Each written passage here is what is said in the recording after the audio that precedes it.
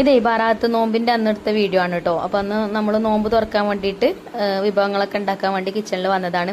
ഒരുപാട് വിഭവങ്ങളൊന്നും ഇല്ല. പത്തിരിയും ചിക്കൻ കറി ഉണ്ടാക്കണം, അതേപോലെ എന്തെങ്കിലും ഒരു സ്നാക്സ് ഉണ്ടാക്കണം. അപ്പൊ ഞാൻ ചിക്കൻ കഴുകി വെച്ചിട്ടുണ്ട്. അപ്പൊ ആവശ്യത്തിനുള്ളത് മാത്രമേ എടുത്തിട്ടുള്ളൂ, ബാക്കിയുള്ള ഫ്രിഡ്ജിൽ തന്നെ കൊണ്ടുപോയി വെച്ചു.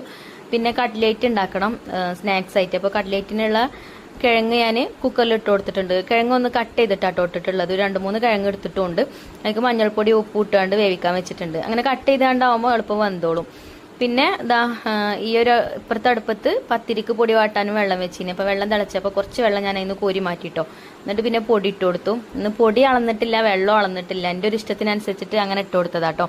അപ്പോൾ വെള്ളം കുറവാണെന്ന് തോന്നി. അപ്പോൾ നമ്മൾ വെള്ളം ആദ്യം എടുത്ത് വെച്ചിനല്ല, ആ വെള്ളമൊക്കെ തന്നെ ഒഴിച്ചു കൊടുത്തു. അങ്ങനെ പൊടി വാട്ടി വെച്ചിട്ടുണ്ട്, അതവിടെ അടച്ചു വെച്ചു. ഇനി ചിക്കൻ കറി ഉണ്ടാക്കാം കേട്ടോ. അപ്പം ചിക്കൻ ഞാൻ മൺചട്ടിക്ക് ഇട്ട് കൊടുത്തിട്ടുണ്ട്. ഇതൊരു എളുപ്പക്കറിയാണ് കേട്ടോ. ഇതിലേക്ക് കിഴങ്ങും ഇഞ്ചി വെളുത്തുള്ളി ചതച്ചതും സവാളയും തക്കാളിയും കട്ട് ചെയ്ത് ഇട്ട് കൊടുത്തിട്ടുണ്ട്. കറിവേപ്പിൻ്റെ ഇല ഇട്ട് കൊടുത്തു.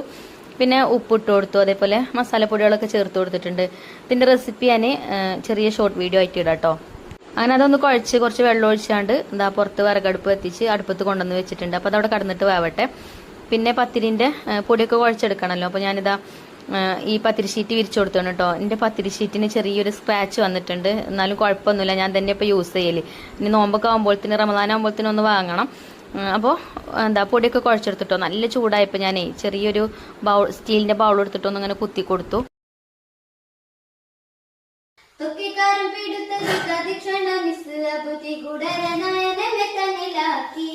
തക്ബീറിന്റെ പൊങ്ങുമാടക്കല മുഹദിന്റെ താരിഫത്തെ തീരുത്വഹ കുഫർ നടുവിൽ തൊക്കിക്കാരം പിടുത്തത് തദിക്ഷണ മിസ്അബതി ഗുഡരനായനെ തന്നിലാക്കി തങ്ക കരബന വെട്ടി ചങ്കൽ ഇടവിടദീച്ചി.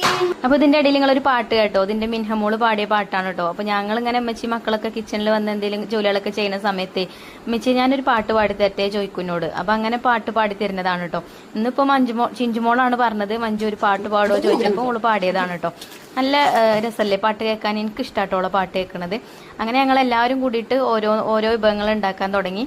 ഇപ്പച്ചി കട്ട്ലേറ്റ് ഉണ്ടാക്കുന്നുണ്ട്, മഞ്ജുമോള് ഫ്രൂട്ട്സ് ഒക്കെ കട്ട് ചെയ്യുന്നുണ്ട്, ചിഞ്ചുമോള് പേരക്ക ജ്യൂസ് ഉണ്ടാക്കുന്നുണ്ട്. അതിൻ്റെ ഇടയിൽ തേങ്ങ വറുത്തരച്ച് കറി ഒഴിച്ചു കൊടുത്തു. കറിയൊക്കെ ഞാൻ സെറ്റ് ആക്കിയിട്ടുണ്ട് കേട്ടോ. പിന്നെ പത്തിരിയും പരത്തി എടുത്തിട്ടുണ്ട്. അതിൻ്റെ ഇടയിൽ കൂടെ പത്തിരി ചുട്ടും ചെയ്തു. അങ്ങനെ ഞാൻ കട്ട്ലേറ്റ് ഷേപ്പ് ചെയ്തെടുക്കുന്നുണ്ട്. അപ്പോൾ കട്ട്ലേറ്റ് ഞാനിങ്ങനെ ഷേപ്പ് ചെയ്തെടുക്കുന്നത് നമ്മൾ വാവുക്കാക്കുത ഫ്രൈ ചെയ്യുന്നുണ്ട് കേട്ടോ. അങ്ങനെ ഓരോരുത്തർ ഓരോ ജോലി ഏറ്റെടുത്തതുകൊണ്ട് പെട്ടെന്നായി. പിന്നെ ഞാൻ കറിയൊക്കെ ഒന്ന് തൂമിച്ചെടുക്കും കൂടെ ചെയ്തു. പിന്നെ ഞങ്ങൾ ടെറസിൻ്റെ മേലെ ഇരുന്നിട്ടാണ് കേട്ടോ നോമ്പ് തുറന്നത്. അങ്ങനെ അൽഹംദുലില്ലാ നല്ല റാഹത്തായിട്ട് തന്നെ ബറാത്ത് നോമ്പ് തുറ കഴിഞ്ഞു.